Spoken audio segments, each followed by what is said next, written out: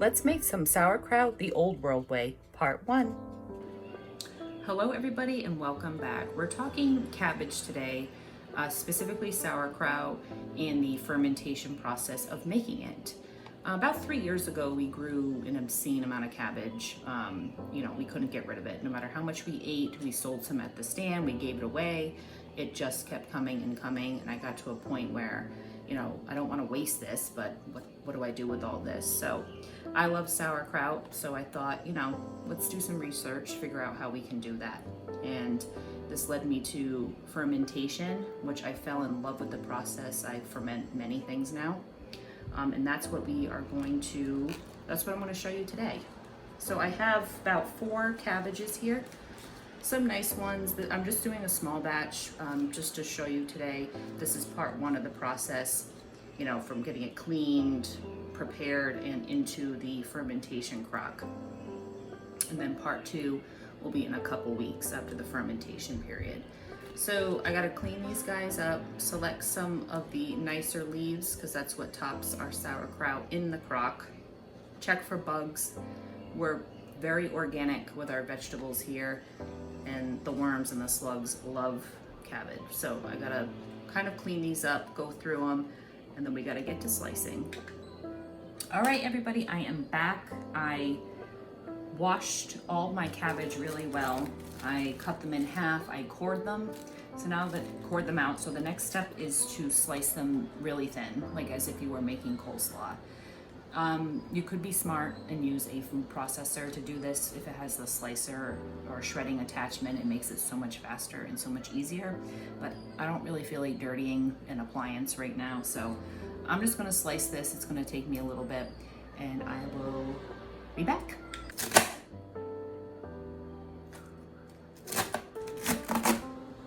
Should have just dirtied the food processor. I'm finally done slicing all my cabbage. That took a hot minute, and as you can see here, we ended up with a big old bowl of it. We got about 8 pounds here, and I weighed it because now we're gonna have to add the proper amount of salt. The salt ratio I use to cabbage is for every 4 pounds of cabbage, about 3 tablespoons. So why do we add salt? It's because the salt is going to pull the natural water out of the cabbage, and the salt in the water from the cabbage is going to create the natural brine that our sauerkraut is going to ferment in. I got my 6 tablespoons of salt here, so we're just going to drizzle that all over. I'm just using regular old kosher salt. So now what we're going to do is we're going to give this a toss. Be better than me and take off your rings while you're doing stuff like this. I know I should, but I remove my rings and wash them at the end of every day. I do so much stuff with my hands, I have to. So we're gonna really work this in, give this a really good toss with that salt.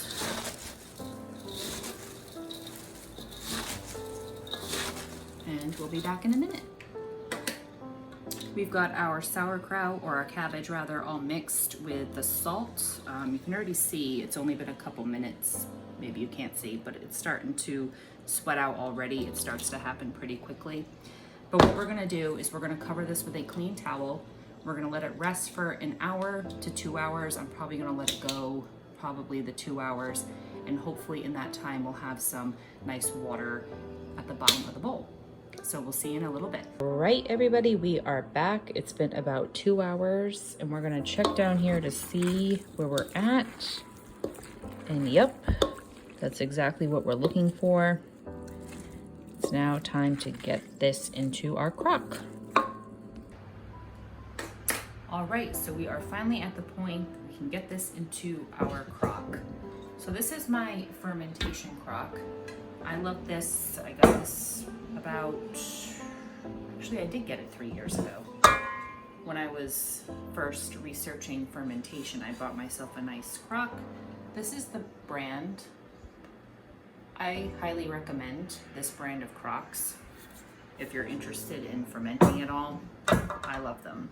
So what I'm gonna do is I wanna really pack all of this sauerkraut or this cabbage into here.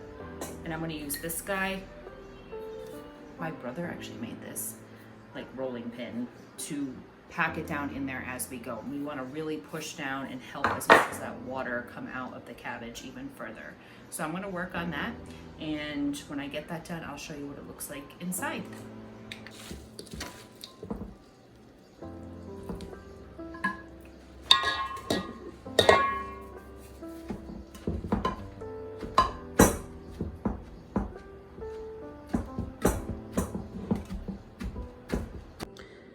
Okay, so I realize this is probably a little hard to see, but we packed this in there.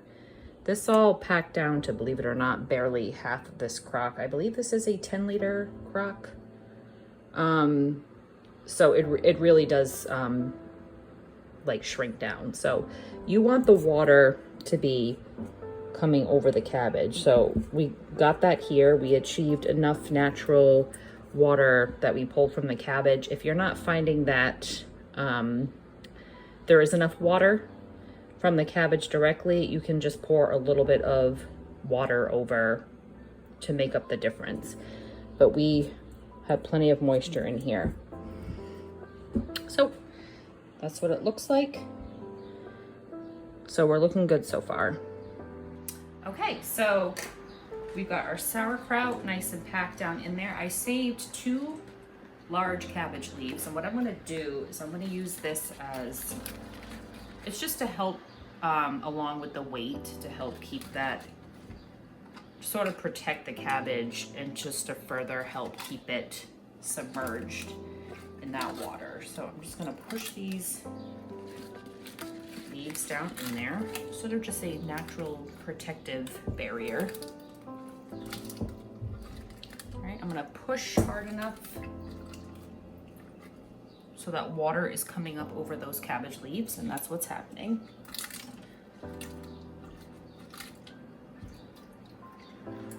Okay. Don't do what I did, put your hair up next time. And then we got these weights. This is really gonna help hold everything down. So we gotta kind of finagle these down in there. Push. Once again, that water should be coming up around those weights. And push. There we go. We are looking great. All right, as you can see, those weights are submerged in the water, so our sauerkraut is really nice and tucked down in there. So we are all secure. All right, so our cabbage is all nestled in there nicely. So see how this crock has a rim? I poured some water in there, probably about 1/3 of the way up. Okay, and what this is gonna do, we're gonna cover this, and the cover creates a seal with the water because we want no oxygen in here. Fermentation occurs properly when there's no oxygen. I unfortunately broke my cute little crock lid. I miss it so much, so I had to improvise. I'm just using a bowl here, and I can already feel it. It just creates a nice little seal. We are gonna have to check this water level. I honestly check it every day because it's so hot in here sometimes it evaporates pretty quickly. But check this water level daily or every couple days just to make sure we still have some in there, and you're gonna add more if it looks like it's getting low. And I'll probably check the cabbage in about a week. It's not gonna take less than a week for sure. It could take, like I said before, anywhere from 1 to 3 weeks. We'll check it in a week. You can join me while we check it. And anyway, that was part 1 of the process, and it gets easier from here, but I know that took a little while, but I hope you learned something today. And as always, thank you for watching.